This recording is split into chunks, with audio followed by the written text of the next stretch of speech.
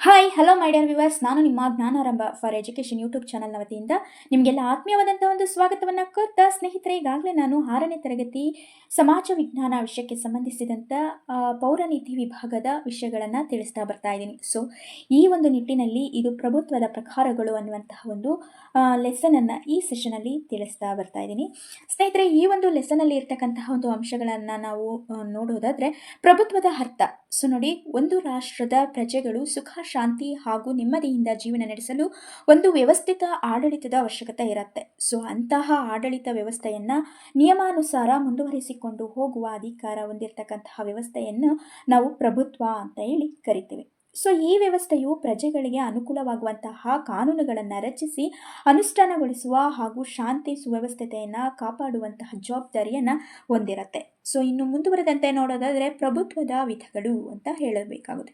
ಸ್ನೇಹಿತರೆ, ಇಲ್ಲಿ ಪ್ರಜಾಪ್ರಭುತ್ವ ಸರ್ಕಾರ ಮತ್ತು ಸರ್ವಾಧಿಕಾರ ಸರ್ಕಾರ, ಸಮತಾವಾದಿ ಸರ್ಕಾರ ಅನ್ನುವಂತಹ 3 ಪ್ರಕಾರದ ಪ್ರಭುತ್ವವನ್ನು ನಾವು ನೋಡಬಹುದು. ಸೊ ಪ್ರಜಾಪ್ರಭುತ್ವ ಸರ್ಕಾರ ಅಂತ ಹೇಳೋದಾದರೆ, ಪ್ರಜಾಪ್ರಭುತ್ವವು ಒಂದು ಬಗೆಯ ಸರ್ಕಾರ ಆಗಿರುತ್ತೆ. ಸೊ ಇಲ್ಲಿ ಜನರಿಂದ ಆಯ್ಕೆಯಾದಂತಹ ಪ್ರತಿನಿಧಿಗಳ ಮೂಲಕ ನಡೆಯುವಂತಹ ಆಳ್ವಿಕೆಯನ್ನು ಇದು ಹೊಂದಿರುತ್ತೆ.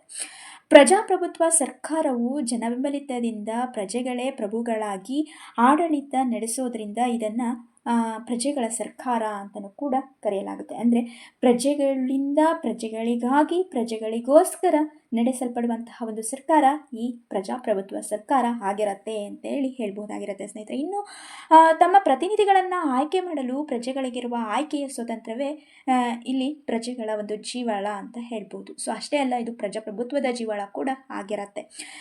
ಪ್ರತಿನಿಧಿಗಳನ್ನು ಆಯ್ಕೆ ಮಾಡಿಕೊಳ್ಳುವಲ್ಲಿ ಪ್ರಭು ಅಂದರೆ ಪ್ರಜೆ ಏನಾಗಿರ್ತಾನೆ ಅಂದರೆ ಸಂಪೂರ್ಣ ಪ್ರಭುತ್ವತೆಯನ್ನು ಹೊಂದಿರ್ತಾನೆ, ಅವನೇ ಪ್ರಭು ಆಗಿರ್ತಾನೆ ಅಂತ ಹೇಳ್ಬಹುದು. ಸೊ ನಿಜ ಅರ್ಥದಲ್ಲಿ ಪ್ರಜಾಪ್ರಭುತ್ವವು ವ್ಯಕ್ತಿಗೆ ಅಗತ್ಯವಾದ ವ್ಯಕ್ತಿ ಸ್ವಾತಂತ್ರ್ಯ, ಅಭಿವ್ಯಕ್ತಿ ಸ್ವಾತಂತ್ರ್ಯ, ಸಂಘ ಸಂಸ್ಥೆಗಳನ್ನು ಸ್ಥಾಪಿಸುವ ಸ್ವಾತಂತ್ರ್ಯಗಳನ್ನು ಖಾತರಿಗೊಳಿಸಿ ರಾಜ್ಯದೊಡನೆ ವ್ಯಕ್ತಿ ಸಂಬಂಧವನ್ನು ಏರ್ಪಡಿಸುವ ವ್ಯವಸ್ಥೆ ಇದಾಗಿರತ್ತೆ ಅಂತ ಹೇಳಬಹುದು. ಅಬ್ರಹಾಂ ಲಿಂಕನ್ ರವರು ಹೇಳಿರುವಂತಹ ಒಂದು ಅಂಶನ ಇಲ್ಲಿ ಮತ್ತೆ ನಿಮಗೆ ಒತ್ತಿ ಹೇಳ್ತಾ ಹೋಗ್ತೀನಿ. ಅಂದರೆ ಪ್ರಜೆಗಳಿಂದ ಪ್ರಜೆಗಳಿಗಾಗಿ ಪ್ರಜೆಗಳಿಗೋಸ್ಕರ ಇರುವಂತಹ ಒಂದು ಸರ್ಕಾರವನ್ನೇ ಪ್ರಜಾಪ್ರಭುತ್ವ ಅಂತ ಅಬ್ರಹಾಂ ಲಿಂಕನ್ ರವರು ನಮಗೆ ಹೇಳಿದ್ದಾರೆ. ಈ ರೀತಿಯಾದಂತಹ ಒಂದು ಪ್ರಜಾಪ್ರಭುತ್ವವನ್ನು ಹೊಂದಿರತಕ್ಕಂತಹ ರಾಷ್ಟ್ರಗಳು ಅಂತ ಹೇಳೋದಾದರೆ ಭಾರತ, ಅಮೆರಿಕ ಮತ್ತು ಇಂಗ್ಲೆಂಡ್.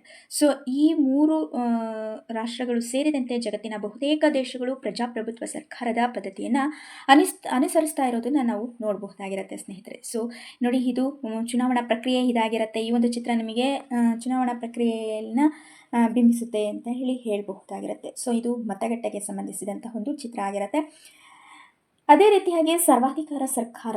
ಸೊ ಈ ಒಂದು ವ್ಯವಸ್ಥೆಯಲ್ಲಿ ರಾಜ್ಯದ ಸಂಪೂರ್ಣ ಅಧಿಕಾರ ಒಬ್ಬ ವ್ಯಕ್ತಿ ಅಥವಾ ಒಂದು ಸಣ್ಣ ಗುಂಪಿನಲ್ಲಿ ಕೇಂದ್ರೀಕೃತಗೊಂಡಿರುತ್ತೆ. ಯಾರು ಹಾಗೂ ಯಾವ ಬಗೆಯ ನಿರ್ಬಂಧವಿಲ್ಲದ ಏಕ ವ್ಯಕ್ತಿಯ ಅಥವಾ ಒಂದು ಗುಂಪಿನ ಅಭಿಪ್ರಾಯವೇ ಸರ್ವಾಧಿಕಾರ ಸರ್ಕಾರ ವ್ಯವಸ್ಥೆ ಆಗಿರುತ್ತೆ ಅಂತ ಈ ಮೂಲಕ ಹೇಳ್ಬೋದು. ಪ್ರಜಾಪ್ರಭುತ್ವವು ಸ್ವತಂತ್ರವನ್ನು ಎತ್ತಿ ಹಿಡಿದ್ರೆ ಸರ್ವಾಧಿಕಾರವು ಅದನ್ನು ವಿರೋಧಿಸುತ್ತೆ. ಸೊ ಅಧಿಕಾರವೆಲ್ಲವೂ ಕೂಡ ಒಬ್ಬ ವ್ಯಕ್ತಿಯಲ್ಲಿಯೇ ಅಂದರೆ ಏಕ ವ್ಯಕ್ತಿಯ ಕೈನಲ್ಲಿ ಅಥವಾ ಒಂದು ಗುಂಪಿನ ವ್ಯಕ್ತಿಗಳ ಕೈಯಲ್ಲಿ ಕೇಂದ್ರೀಕೃತವಾಗಿರುತ್ತೆ ಸರ್ವಾಧಿಕಾರದಲ್ಲಿ. ಸೊ ಸರ್ವಾಧಿಕಾರಿಯು ತನ್ನಿಚ್ಛೆಯಂತೆ ಆಡಳಿತ ನಡೆಸಬಹುದು. ಇಂತಹ ಸರ್ಕಾರದಲ್ಲಿ ನ್ಯಾಯ, ಧರ್ಮ, ಆರ್ಥಿಕತೆ, ಸಾಮಾಜಿಕ ರೀತಿ ನೀತಿಗಳು ಎಲ್ಲವೂ ಸರ್ವಾಧಿಕಾರಿಯ ಆಜ್ಞೆಯಿಂದ ನಿರ್ಧಾರಿತವಾಗುತ್ತವೆ. ಅದನ್ನು ಪ್ರಶ್ನಿಸುವಂತಹ ಅಥವಾ ವಿರೋಧಿಸುವಂತಹ ಅಧಿಕಾರ ಯಾವ ಪ್ರಜೆಗಳಿಗೂ ಕೂಡ ಇರೋದಿಲ್ಲ. ಸೊ ಇಲ್ಲಿ ಅಂತಿಮ ನಿರ್ಣಯ ಅಧಿಕಾರ ಯಾರ ಕೈಲಿರುತ್ತೋ ಆ ವ್ಯಕ್ತಿಯದ್ದೇ ಆಗಿರುತ್ತೆ ಅಂತ ಹೇಳ್ಬಹುದು. ಇಲ್ಲಿ ಪ್ರಜೆಗಳ ಅಭಿಪ್ರಾಯಕ್ಕೆ ಬೆಲೆಯೇ ಇರೋದಿಲ್ಲ ಅಂತ ಹೇಳ್ಬಹುದಾಗಿರುತ್ತೆ ಸ್ನೇಹಿತರೆ. ನೋಡಿ, ಸರ್ವಾಧಿಕಾರ ಪ್ರಭುತ್ವಕ್ಕೆ ಹಿಟ್ಲರ್ ಆಡಳಿತ ಒಂದು ಬೆಸ್ಟ್ ಆ್ಯಂಡ್ ರಿಯಲ್ ಎಕ್ಸಾಂಪಲ್ ಅಂತಲೂ ಕೂಡ ಹೇಳ್ಬಹುದು. ಸಮತಾವಾದಿ ಸರ್ಕಾರ. ಸಮಾಜದಲ್ಲಿರುವ ಉತ್ಪಾದನೆಯ ಮೂಲಗಳಾದ ಭೂಮಿ, ಕಾರ್ಮಿಕರ ಶ್ರಮ, ಬಂಡವಾಳವು ಸಮುದಾಯಕ್ಕೆ ಸೇರಿದ್ದೆಂಬ ಸಿದ್ಧಾಂತವನ್ನು ಈ ಒಂದು ಸರ್ಕಾರದ ವಿಧ ಹೊಂದಿರೋದನ್ನು ನೋಡಬಹುದು. ಸೊ ಪ್ರತಿಯೊಬ್ಬ ವ್ಯಕ್ತಿಯು ತನ್ನ ಶಕ್ತಿಯಾನುಸಾರ ದುಡಿದು ತನ್ನ ಅವಶ್ಯಕತೆಗೆ ಅನುಸಾರವಾಗಿ ಫಲವನ್ನು ಪಡಿಬೇಕೆಂಬ ತತ್ವವನ್ನು ಪ್ರತಿನಿಧಿಸುವಂತಹ ಒಂದು ಸರ್ಕಾರದ ವ್ಯವಸ್ಥೆ ಈ ಒಂದು ಸಮತಾವಾದಿ ಸರ್ಕಾರ ಆಗಿರತ್ತೆ ಅಂತ ಹೇಳ್ಬಹುದಾಗಿರುತ್ತೆ ಸ್ನೇಹಿತರೆ. ಸೊ ಇಲ್ಲಿ ಖಾಸಗಿ ಆಸ್ತಿಗೆ ಯಾವುದೇ ಅವಕಾಶ ಇರೋದಿಲ್ಲ. ಸೊ ಅಷ್ಟೇ ಅಲ್ಲ, ಸಮಾನತೆಯ ತತ್ವದ ಆಧಾರದ ಮೇಲೆ ನಿಂತಿರ್ತಕ್ಕಂತಹ ಸಮಾಜ ಸಮಾಜವಾದಿ ಸರ್ಕಾರ ಮತ್ತು ಸಮಾಜದಲ್ಲಿ ಬಡವರು ಮತ್ತು ಶ್ರೀಮಂತರೆಂಬ ಮೇಲು ಕೀಳೆಂಬ ಭೇದ ಭಾವಗಳಿಲ್ಲದ ಮಾನವ ಪರವಾದಂತಹ ಒಂದು ವ್ಯವಸ್ಥೆ ಈ ಒಂದು ಸಮತಾವಾದಿ ಸರ್ಕಾರ ಆಗಿರುತ್ತೆ ಅಂತ ಹೇಳ್ಬೋದು. ಸೊ ಎಲ್ಲದಕ್ಕಿಂತ ಹೆಚ್ಚಾಗಿ ಈ ಒಂದು ಸರ್ಕಾರದಲ್ಲಿ ಇರ್ತಕ್ಕಂತಹ ಇನ್ನೊಂದು ಪ್ರಮುಖವಾದ ಅಂಶ ಏನಪ್ಪಾ ಅಂತ ಹೇಳಿದ್ರೆ, ಖಾಸಗಿ ಆಸ್ತಿಯು ಕ್ರಮೇಣ ಶ್ರೀಮಂತ ಮತ್ತು ಬಡವರಲ್ಲಿ ಅಂತರವನ್ನ ಹೆಚ್ಚಿಸಿ ಅಸಮಾನತೆಯನ್ನ ಉಂಟು ಮಾಡುತ್ತೆ, ಹೌದಲ್ವಾ? ಸೊ ಅಂತಿಮವಾಗಿ ಬಹುಸಂಖ್ಯಾತರಾದಂತಹ ದುಡಿಯುವಂತಹ ಒಂದು ಜನರಿಗೆ ಜಯ ದೊರೆಯುತ್ತೆ. ಸೊ ಆಗ ಯಾವುದೇ ಭೇದ ಭಾವಗಳಿಲ್ಲದ ಸಮಾನತೆಯ ಸಮಾಜ ಸೃಷ್ಟಿಯಾಗುತ್ತೆ.